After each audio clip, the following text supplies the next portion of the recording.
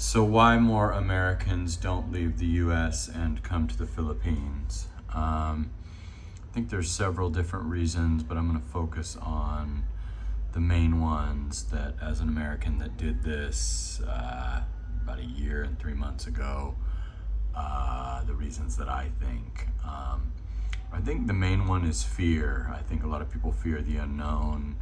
I think a lot of people have a skewed perception of what the Philippines actually is.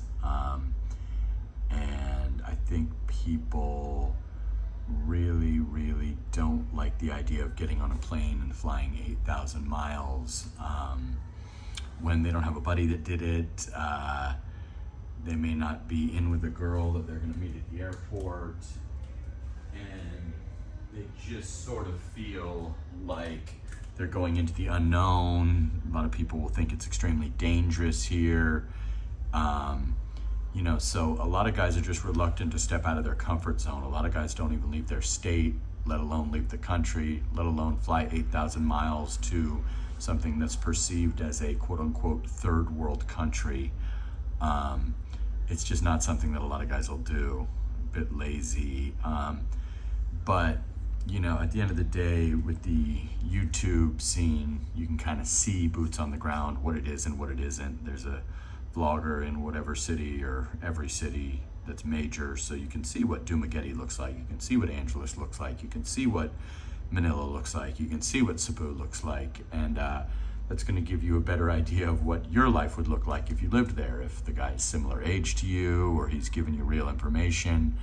You got guys all over the place, Iloilo, Boracay, wherever. They can kind of, give you an idea, or you can book a consultation with them, or you can, watch their live streams or them outside or whatever the case may be. So that's going to be the number one, is going to be just fear. Number two would be money. A lot of guys don't have the money to move here, so maybe they don't want to tempt themselves with a discovery trip because they know that they got to work another 20 years, and maybe they plan to move here when they're 65 or 66 or 62 with an early retirement, but maybe they don't even have $5,000 for a discovery trip or whatever, and they certainly don't have a digital gig or $1 million in the bank or whatever it's going to take them to live their lifestyle here in the Philippines. So a lot of guys are deterred by the money aspect, which makes sense. Don't come here unprepared. Don't think you're going to be the next YouTube star, the next English teacher or whatever. It may not pan out.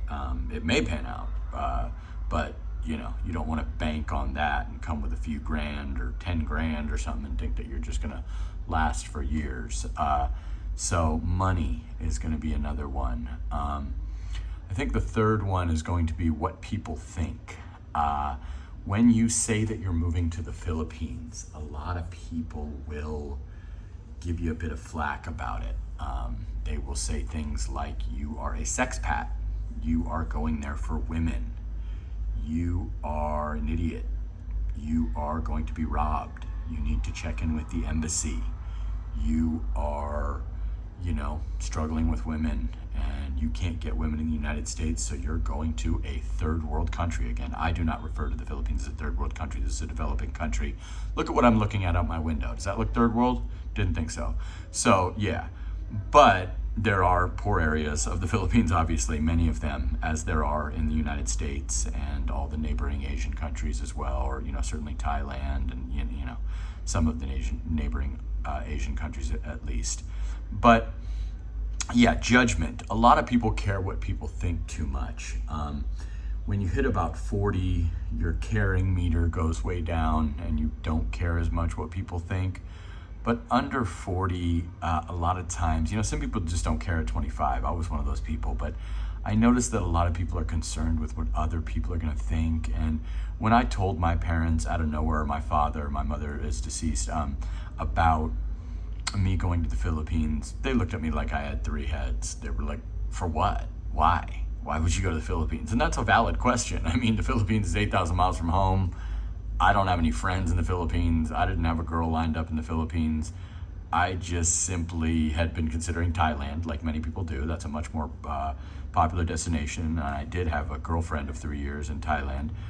But I mean, from Thailand. But I just chose the Philippines after researching the visa, the language, the friendliness of the women that I had interacted with, etc. My experience with Filipinas and Thai girls in Las Vegas and Los Angeles and stuff. And I simply just chose the Philippines for no other reason but the fact that I wanted to come here.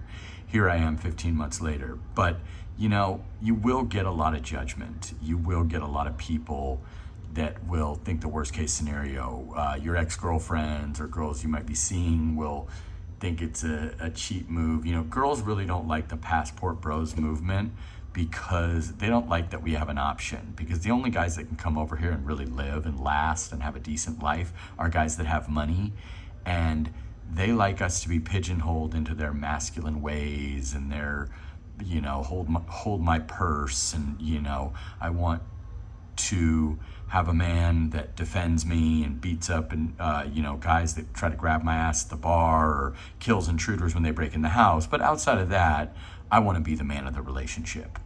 Well, in Southeast Asia, it doesn't really work like that. Women are still women, and women are very much willing to submit and cater to you and be cooperative with you and be kind of like America was about 30 years ago. So that's a really nice thing. America has gone downhill since about 2018, and most of the West, from the other people I've spoken with or done consultations with, have confirmed that. So it's kind of a nice thing to,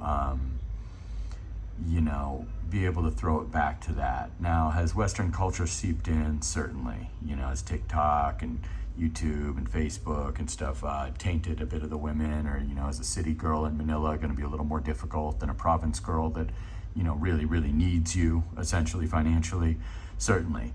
But I found a city girl, and she's great, and she's got money, and she's never lived in the province in her life. But, it took me a year to find her, so don't give up on that. But, yeah, I mean, so off the top, you got the money, you got the judgment, you got the fear, and really it's just kind of a left field concept that a lot of people are not going to have the nuts to get on the airplane. And, you may be better off at home. If you got a great girl in America, by all means, stick with her.